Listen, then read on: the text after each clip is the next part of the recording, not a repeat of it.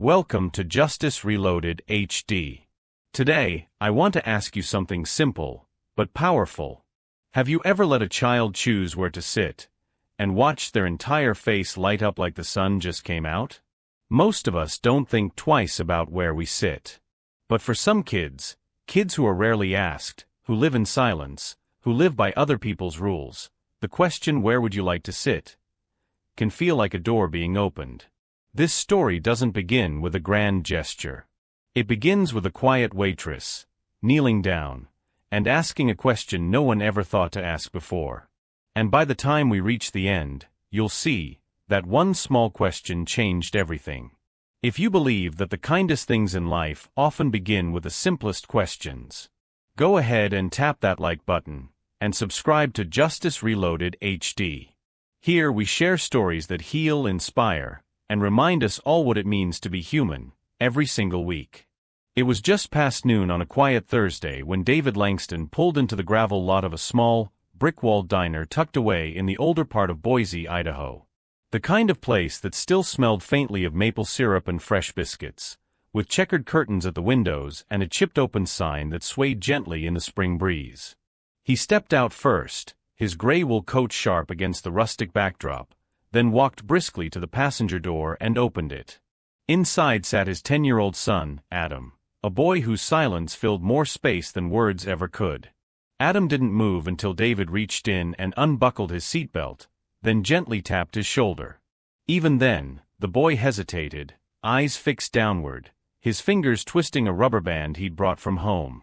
He didn't speak. He rarely did. Diagnosed with a behavioral developmental disorder at age 4, Adam had lived his life with carefully scripted routines and a world of adults who spoke over him, around him, but rarely to him. David led the boy into the diner, glancing around as he always did, scanning the tables, calculating the distance from the kitchen, from the doors, from the other patrons. He liked the table in the back corner, the one nestled between a faded mural and a coat rack, just out of the path of servers and customers. It was quiet there. Unnoticeable. Safe. But that table wasn't available today. A family of 5 had already taken it, their children laughing loudly over syrup-drenched waffles. David's jaw tightened. He scanned the room again. Most of the good spots were full. Only a few tables near the windows remained, bright, exposed places that David had always avoided. The sunlight poured through them unapologetically, drawing attention to whoever sat there. Adam stood beside him, shifting from foot to foot, his fingers now tugging at the hem of his jacket. His breathing was shallow, rapid. Just as David was about to make a decision, a voice called out gently, "Hey there. Welcome back." It was Rosa Palmer. She approached with a soft, practiced ease, a notepad in one hand, the other tucked casually into her apron. Her dark curls were tied back, and her smile was warm but not intrusive. She'd waited on them before, not often, but enough to remember Adam's name. Enough to notice the way David always ordered for him, always chose for him, always kept the boy wrapped in the safety of silence. David opened his mouth, prepared to ask for the least busy table. But Rosa did something unexpected. She knelt. Right there beside Adam, she bent down until her eyes were level with his. She didn't look at David. She didn't ask him anything. Instead, she smiled at Adam and said, "Sweetheart, where would you like to sit today? By the window, or maybe by that little tree over there?" The room didn't go quiet, but something in David's chest did. He stood frozen, watching this woman, this waitress, offer his son a choice that no one ever had. Not his teachers. Not the specialists. Not even David himself. Adam blinked. His lips parted slightly.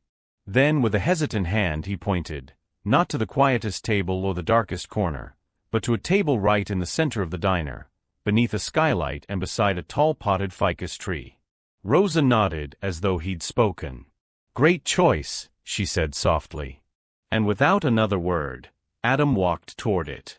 Sat down. Straight-backed. Eyes forward. David didn't move.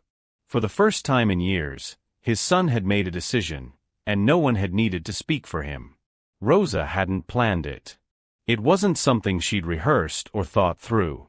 But the moment she saw Adam standing there, fingers fidgeting nervously at his sides, something in her heart told her to do what no one else had done. She crouched down, not hurriedly, not dramatically, just enough to meet his eyes, to be on his level. Her voice was soft, barely rising above the hum of conversation and clatter of dishes. "Hey, Adam," she said gently, her smile warm but not demanding. "Where would you like to sit today? By the window, or maybe near that tree?" David's eyebrows rose slightly.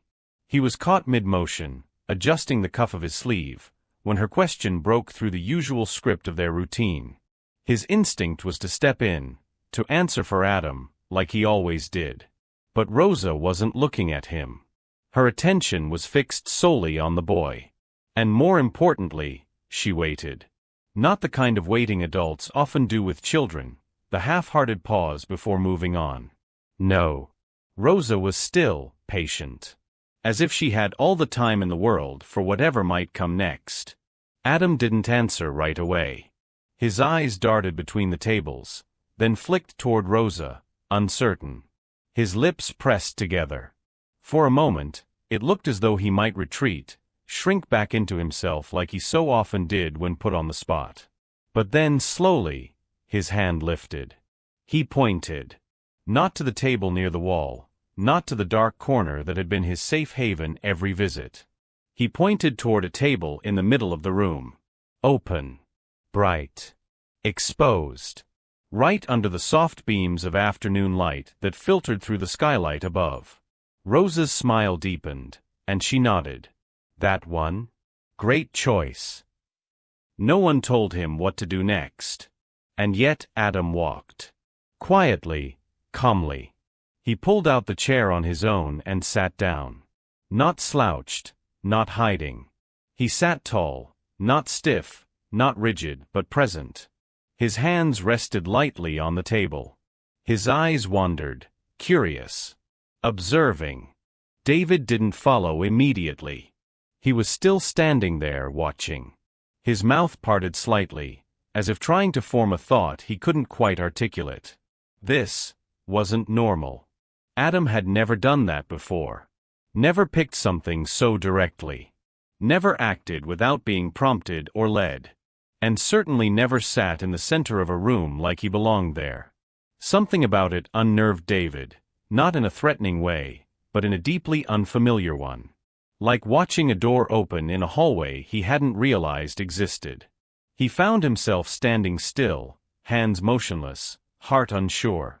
Rosa turned to him briefly, her expression unreadable but kind, and gestured toward the table. No words. Just a simple invitation to follow his son. And as David finally moved, step by reluctant step, he couldn't help but glance at the chair Rosa had been kneeling beside moments earlier. It wasn't a grand act. She hadn't lectured or intervened or made a scene. She had just asked. One question. One child. One choice. And somehow, without even meaning to, she had shifted the gravity of the room. The next day, David arrived 30 minutes earlier than usual. He told himself it was to beat the lunch rush, to avoid waiting, to maintain their routine. But deep down, beneath the layers of logic and scheduling, he knew there was another reason. He wanted his son to choose again.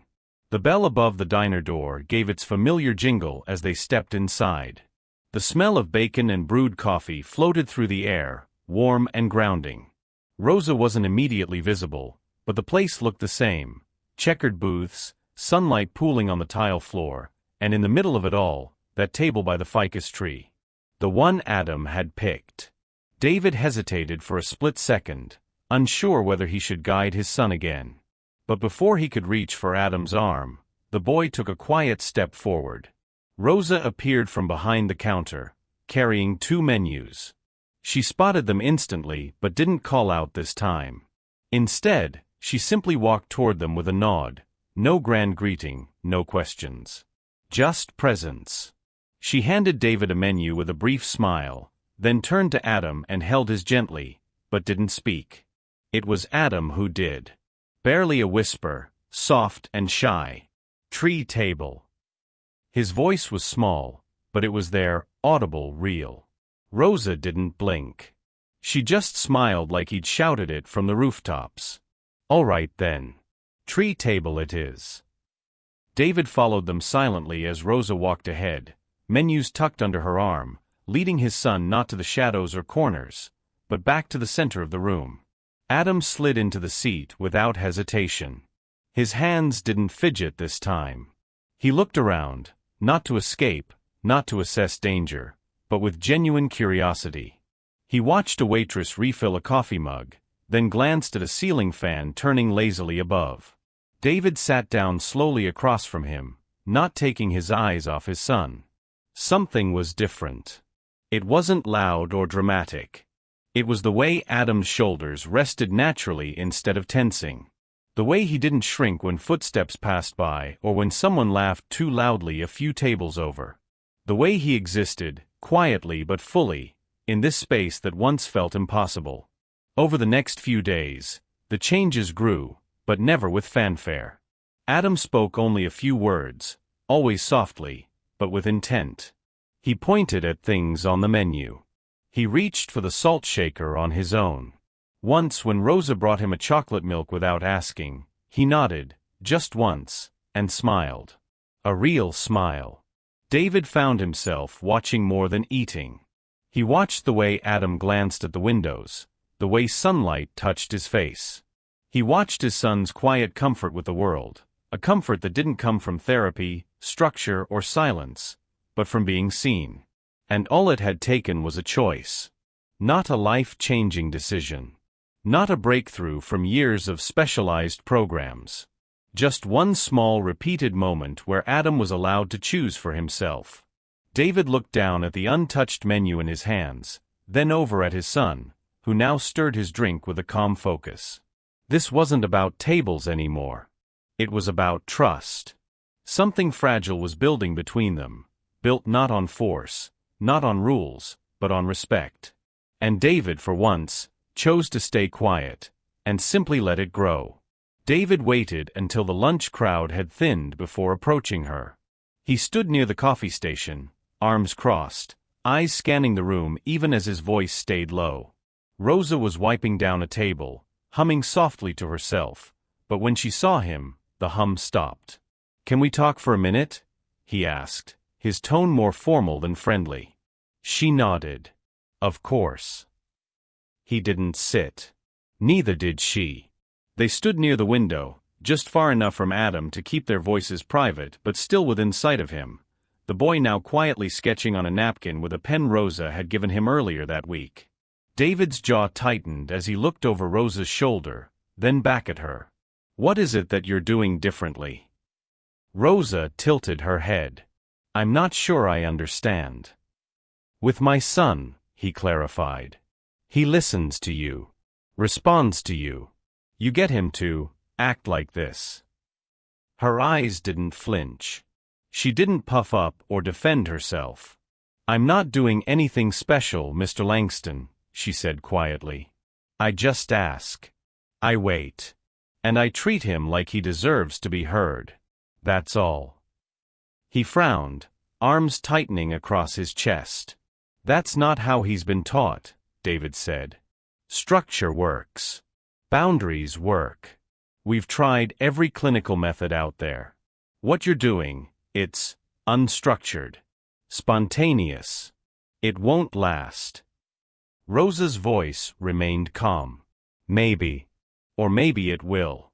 I don't know what works in the long run. But I do know what every child deserves, the chance to be part of their own world, not just a passenger in it." David didn't respond immediately. His eyes narrowed slightly, like he was trying to solve a riddle that didn't have a formula. He wasn't used to ambiguity. He wasn't used to letting go. And it was beginning to gnaw at him, how Adam looked to Rosa when she entered, how he waited for her smile, how his son seemed more present with the waitress than with his own father. David wasn't angry. Not exactly. But he felt something foreign, displaced. "I'm his father," he said, his voice quieter now, not confrontational but strained. "I know what's best for him." Rosa nodded. "I believe that." She meant it. And yet, the silence that followed said more than words. Because in that silence, both of them understood something unspoken. What Rosa had given Adam wasn't therapy. It wasn't a miracle. It was permission. To be seen. To matter. And David, who had spent years protecting, organizing, controlling every detail of his son's life, was beginning to feel like the outsider. So Rosa stepped back. She didn't show up at their table as quickly. She didn't kneel anymore. She passed the menus to David, not Adam. Her smile remained, but the warmth pulled back, just enough to signal she understood her place wasn't permanent. Not because she wanted to retreat, but because she respected the quiet walls David was trying to rebuild. He noticed. Of course he did. And somehow, that made it worse. Because as Rosa stepped away, so did a part of Adam's light. The rain came down in sheets that afternoon, relentless and cold. By the time David and Adam reached the diner, the parking lot was already full, and the windows were fogged with the breath of too many people packed inside. It wasn't their usual quiet day. Inside, the noise was louder, the air tighter. Silverware clinked. Children laughed. Boots squeaked across the damp tile floor. David glanced around, scanning for Rosa, but she was nowhere in sight, likely buried under orders and coffee refills. A young hostess he didn't recognize greeted them instead, frazzled and juggling menus. "Langston, right? Party of two?" she asked quickly. David gave a nod, distracted. Adam stayed close to his side, his fingers gripping his father's coat sleeve like it was a lifeline. "Right this way," the hostess said, already turning toward the back. She led them past the usual tables, past the one by the ficus tree, and over to a tall, narrow table near the kitchen, squeezed between a service station and the swinging double doors. The seats were bar-height stools. Exposed. Noisy. "Here you go," she chirped, placing 2 menus down. "Sorry we're packed today." David pulled out a stool and gestured for Adam to sit. But the boy didn't move. He stared at the table, then at the chairs, then at the chaos around him. His chest began to rise and fall faster. His hand gripped tighter onto the coat.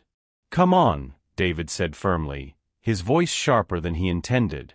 "Just sit down. It's fine." Still, Adam didn't move. His breathing was faster now, shallow, erratic. His eyes darted. Then, like a switch had flipped, he let out a sharp cry.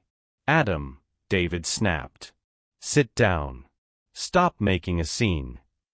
Adam backed away from the stool, his hands shaking. Then, in one abrupt motion, he grabbed the cloth napkin from the table and flung it to the ground. A sob tore from his throat as he collapsed to his knees, hands over his ears, face hidden. The entire diner fell silent. Forks froze. Conversations stopped mid-sentence. Heads turned. David stood there, frozen in the spotlight, his son sobbing at his feet. And then she appeared. Rosa. Her apron was wet from spilled drinks, a pen tucked behind one ear. She didn't speak to David. She didn't ask permission. She simply knelt down beside Adam, not rushed, not frantic, just present. Grounded. She placed a gentle hand on his back, and in a voice so soft it could have been mistaken for thought, she whispered, "Do you want to choose again? I can help. You don't have to sit here." Adam didn't answer. He just leaned forward and wrapped his arms around her, pressing his tear-streaked face into her shoulder like it was the only place left in the world that made sense. David stood completely still. For the first time in years, maybe ever, he had no words, no plan, no way to fix it. All he could do was watch as his son, who rarely touched anyone, rarely let anyone in, held onto a woman who had simply asked him what he needed. Not told. Not ordered. Just asked. And somehow, in the silence that followed, it was David who felt small. That night, the video hit the internet. It was grainy, filmed on a smartphone from across the diner, but clear enough to show everything. Adam's scream, the thrown napkin, his collapse to the floor, and Rosa kneeling beside him, wrapping him in a quiet embrace as the room froze around them. Someone, a stranger who had no idea what they were capturing, had uploaded it with a caption designed to provoke. Billionaire loses control of son, waitress steps in to save the day. By morning, the clip had spread. Comments poured in. Some praised Rosa's compassion. Others speculated on the father's failure. David's name wasn't mentioned outright, but it didn't need to be. A man of his profile didn't go unnoticed. David saw it over breakfast. He was sipping his coffee when the headline flashed across his phone screen. His hand froze. The mug trembled slightly before he set it down. He didn't even finish reading the article. He didn't need to. The image, his son in tears, clinging to a waitress in a crowded restaurant, was all he saw. And something inside him snapped. To David, it wasn't just a misunderstanding. It was exposure. Exploitation. A betrayal of the most personal kind. In his mind, Rosa had taken a private moment of vulnerability and let it become public. Let it define his son, his parenting, his entire life. That afternoon, he called his legal team. The letter was drafted by evening, short, clipped, impersonal. A formal notice delivered to Rosa Palmer, requesting that she cease contact with Adam Langston and refrain from further interaction with the Langston family. It arrived in a sealed envelope the following day. Rosa read it behind the diner, standing by the back door where the staff took their breaks. The wind tugged gently at the corners of the paper as her eyes moved across the words. She didn't cry. She didn't even sigh. Instead, she went inside, pulled a clean napkin from the dispenser, and wrote something in her own hand, careful, steady strokes of black ink on soft white cotton. Then she folded it neatly, placed it in a blank envelope, and asked the manager to make sure Mr. Langston received it. There was no dramatic confrontation. No final conversation. Just a message. 12 words. Not everyone needs to be taught how to choose. Some just need to be asked. That was all. No signature. No plea. No defense. Just truth, quiet and unmoved. When David opened the envelope later that night, he stared at the note for a long time. His lawyer asked if he wanted to respond. David shook his head. He said nothing. But deep down, beneath the anger, beneath the pride, something began to ache. Because even as he tried to shut the door, he couldn't escape the feeling that Rosa hadn't taken anything from his son. She had simply given him something David never had. A voice. And that terrified him more than any headline ever could. The truth came quietly. A manager at the diner called later that week, her voice cautious but kind. She told David what he hadn't bothered to ask, that the video had been filmed by a tourist sitting near the back, someone who hadn't even known Rosa's name when they posted it. She hadn't recorded it. She hadn't shared it. She hadn't sought out the spotlight. She had just held his son. David didn't say much in response. Just a clipped thank you and a quiet I see. But after he hung up, he stood by the window of his study for a long time, watching raindrops slide down the glass like they were trying to rewrite the past. Upstairs, the silence had become a third presence in the house. Adam hadn't spoken in days. He wouldn't go outside. Wouldn't eat at the table. Wouldn't meet David's eyes. Whenever David tried to start a conversation, Adam simply turned away, retreating into himself, deeper and deeper, like a diver slipping beyond reach. The house felt heavier each day. And then one afternoon, David passed by Adam's room and noticed the door was open. Inside, his son sat cross-legged on the carpet, a large sheet of construction paper spread out before him. Markers were scattered everywhere, blues and browns, reds and greens, some with the caps off, ink drying. Adam didn't look up as David stepped inside. He was completely focused, his brow furrowed, lips pressed together in that way David had come to recognize as deep concentration. David stayed silent, watching. The paper was a map. More specifically, it was a hand-drawn floor plan of the diner, simple but clear. Rectangles marked the tables, some shaded in with different colors. There were arrows, symbols, numbers. And then David saw it. One table, drawn near the center, beside a green scribble that resembled a tree, was outlined in bold orange marker. Inside the square, Adam had written something in large, uneven letters. Mine. Just that. One word. David felt his knees give way as he sank slowly to the edge of the bed. His eyes didn't leave the page. It wasn't about the table. Not really. It was about ownership. About identity. About the rare moment when Adam had been given a choice, and the world had made space for it. And now that space had been taken away. David didn't cry. He wasn't the kind of man who cried easily. But something cracked deep within him, something sharp and buried, something he hadn't let himself feel in years. He looked at his son, still bent over his drawing, unaware of the storm swirling behind his father's eyes. And in that quiet, David finally understood. His son didn't need more discipline. He didn't need more structure or silence. He needed to be believed. He needed someone, anyone, to recognize that his feelings had weight. That his choices mattered. That his presence, even in stillness, deserved room at the table. Not just any table. His table. And David, a man who had built empires by controlling everything, realized, maybe for the first time, that control had never been the answer. What Adam needed was freedom. And a father willing to let go. He found her in a community center on the east side of town, a small sunlit space filled with soft carpets, low tables, and walls lined with shelves of sensory toys and art supplies. The door was open, and her voice drifted out before he even stepped inside. She was speaking to a small group of parents and children, explaining the power of tiny choices, of creating moments where children with special needs could make decisions that shaped their day. Her tone was warm, calm. She wasn't lecturing. She was sharing. David stood in the doorway for a long moment before Rosa turned and saw him. She didn't flinch. Didn't smile either. She just nodded. When the session ended, Rosa gathered her things without a word. David approached slowly, the weight of weeks sitting heavy in his chest. He didn't know what to say. He hadn't rehearsed anything this time.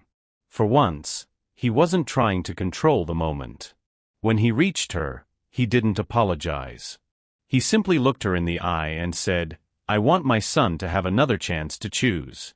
And this time, I want to be the one who asks." Rosa's eyes softened, just a little. She nodded again. That was enough. What followed in the weeks ahead wasn't grand or glamorous. There were no headlines. No viral clips. Just quiet, steady work. Together, they launched a small program called Pick Your Table. It started as a workshop, a way to teach restaurant staff how to interact with children who process the world differently. But it quickly grew. Parents joined. Educators. Therapists. The program expanded to include modules on emotional literacy, decision-making support, and creating public spaces where every child felt invited, not just accommodated. David funded the project. Rosa shaped it. But Adam inspired it. At the launch event, held in the very same diner where it all began, the staff rearranged the tables into a wide semicircle. The ficus tree still stood in the corner, a little taller now. Balloons danced in the warm air as local families arrived, some with children who had never been given a voice in public settings. Adam walked in holding a small hand-painted sign. He didn't speak much that day. He didn't have to. He walked past the familiar booths, past the stools by the kitchen, and stopped beside a table near the window. Light spilled across it like a spotlight from the heavens. He placed the sign gently on the table and sat down. David stood nearby, unsure if he should follow. Then Adam lifted his hand.